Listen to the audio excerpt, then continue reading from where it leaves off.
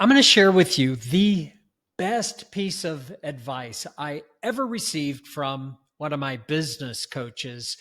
And it was years ago, but it still stands today.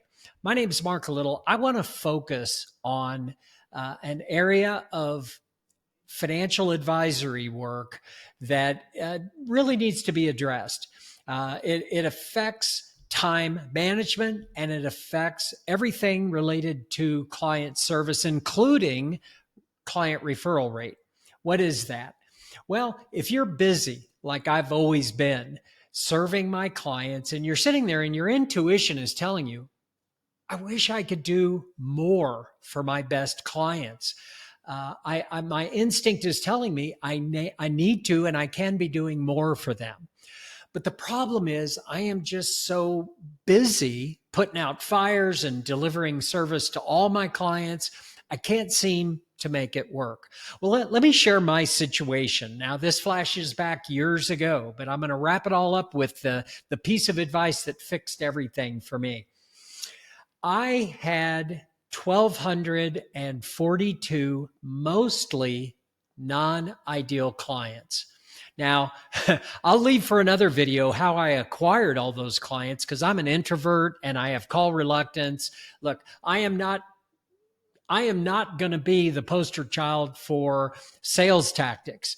I had to find another way to acquire clients, but at the end of the day, I ended up with a lot of clients, mainly because I was never trained in the industry how to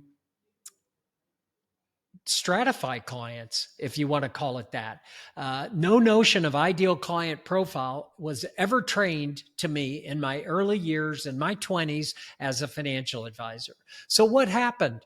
Over the years, people came to me with financial issues, or I encountered them in other ways. And look, if all they needed to do was set up a $2,000 little retirement account or something like that, I was trained never ever turn money away.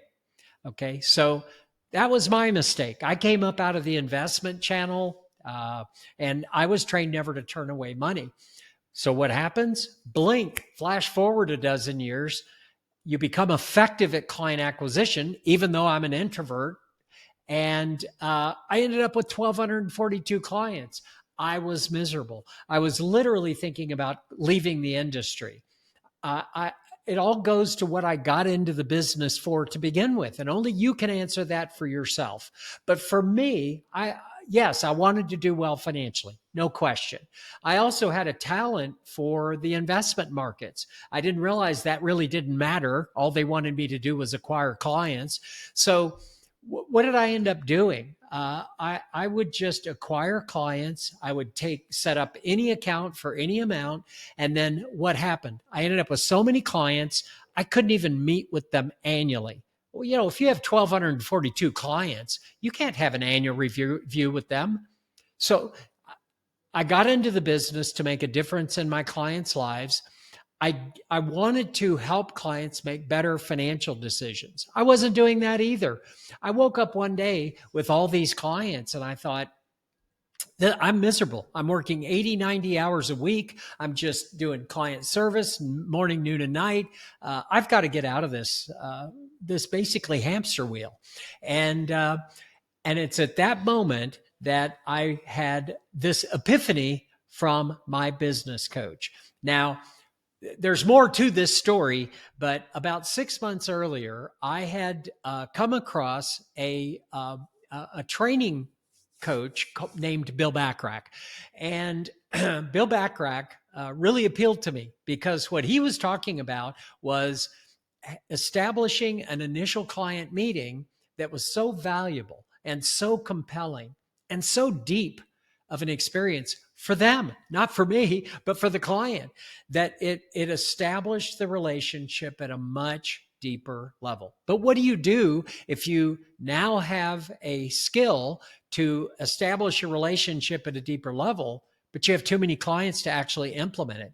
Or put another way, I couldn't do that with every client, 1,242 clients, nor would I want to.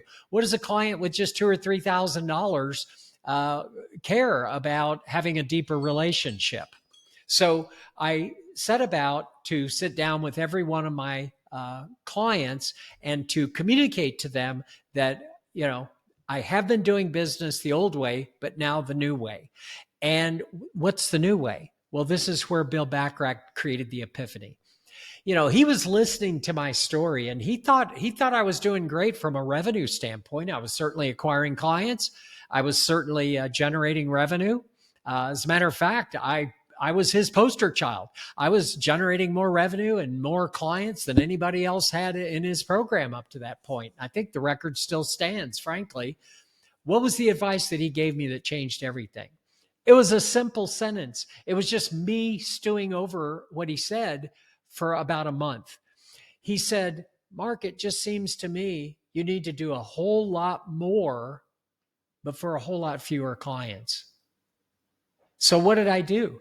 I stewed over that for a month and I thought, well, he's right, of course, but what do you do about it?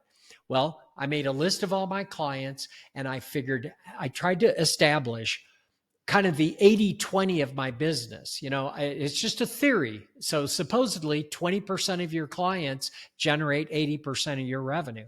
Actually, after I did the math, and I recommend that you sit down and go through this exercise, I had 17 clients out of 1,242 that generated most of my revenue.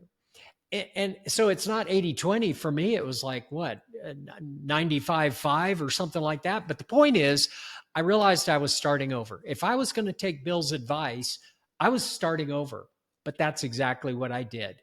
I put together a set of services for those 17 clients, and then they were so thrilled with the service that they started referring me to all their friends and everyone they knew, everyone that they loved, anyone that they cared about.